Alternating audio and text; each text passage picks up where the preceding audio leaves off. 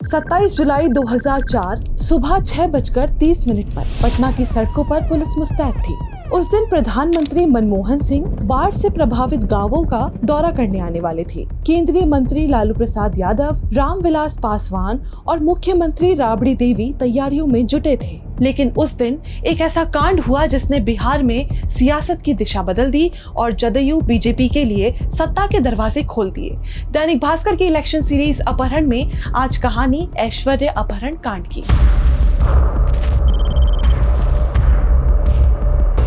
15 साल का ऐश्वर्य उस समय 11th क्लास में था। वो हर दिन की तरह स्कूल जाने के लिए बस का इंतजार कर रहा था। तभी एक सफेद मारुति वैन उसके पास आकर रुकी। इससे 2 युवक उतरे और ऐश्वर्य को जबरदस्ती गाड़ी में बैठा लिया। बस स्टॉप पर अफरा तफरी मच गई। बच्चे चिल्लाने लगे। इतने में ही एक शख्स भागते हुए ऐश्वर्य के घर गया और उसकी माँ को उसने सब बता दिया। माँ तुरंत बस स्टॉप पहुंची। देखा वहाँ बेटे का जूता पड़ा है। वो छाती पीट पीट कर रोने लगी। घटना के तुरंत बाद पटना पुलिस एक्टिव हो गई।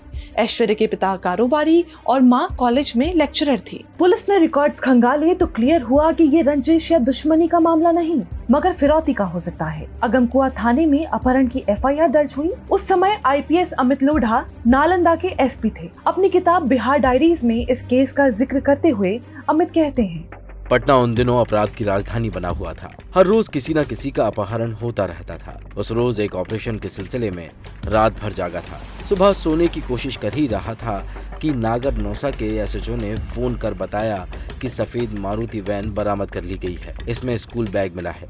ड्राइवर को भी पकड़ लिया है, लेकिन ऐश्वर्य और अपराधियों का कुछ पता नहीं। इसके बाद IPS अमित लोढ़ा भी नागर नौसा के लिए निकल गए। पूछताछ में ड्राइवर ने बताया, साहब मैं तो ड्राइवर हूँ। मेरा बॉस किराए पे गाड़ी देता है। 2 लोग वैन किराए पे ले गए थे। बोले भतीजे को गांव ले जाना है। लड़का स्कूल ड्रेस में था, लेकिन बोले कि बीमार है, नजर उतारनी है। मैंने ज्यादा सोचा नहीं और उनको ले गया। IPS लोढ़ा ने कॉल डिटेल्स ट्रेस करवाई, संदिग्ध नंबर की कॉल हिस्ट्री निकलवाई। जब फोन का IMEI ट्रैक हुआ तो उसी फोन पर दूसरा सिम चालू मिला। IPS लोढ़ा अपनी किताब में लिखते हैं, उसकी कॉल डिटेल मंगवाई। कुछ नंबर बार बार डायल किए जा रहे थे। एक नंबर पर मैंने गोला लगाया। ऐसा ही संजीव उसे गौर से देखने लगा। फिर एकदम से बोला, ये तो मेरे ही मुखबिर श्याम का नंबर है। शाम से पूछताछ हुई तो सुखू साहू का नाम सामने आया। ये पटना का कुख्यात किडनैपर था जो फिरौती मिलने के बाद भी जिंदा नहीं छोड़ता था। शाम ने बताया, सुखू ने मुझे वैन का इंतजाम करने को कहा था और अगली सुबह मिलने को भी। मुझे नहीं पता उसने बच्चे का अपहरण किया है।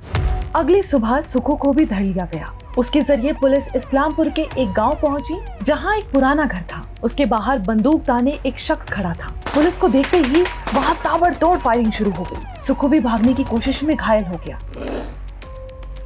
कुछ दिनों बाद ऐश्वर्य ने एक इंटरव्यू में बताया, उन्होंने मेरी यूनिफॉर्म उतरवा दी और मुझे बनियान गमछा पहना दिया ताकि मैं गांव वाला लगूं। धमकी देते थे कि आवाज उठाई तो गोली मार देंगे। कुछ दिन एक गाय वाले घर में बंद रखा और कहा पैसे मिलते ही छोड़ देंगे। मैंने उनसे बहुत हिम्मत करके पूछा कि ये सब करते क्यों हो। वे लोग कहने लगे कि हम भी पढ़े लिखे हैं, ग्रेजुएट हैं, सरकारी नौकरी मिल नहीं रही और प्राइवेट से खर्चा चलाना बस की बात नहीं, तो अपहरण करने लगे। इसमें ठीक ठाक कमाई हो जाती है। दिसंबर 2008 में पटना हाईकोर्ट ने केस के 2 आरोपियों विजय कुमार और अबोध नीलकमल को उम्र कैद की सजा सुनाई।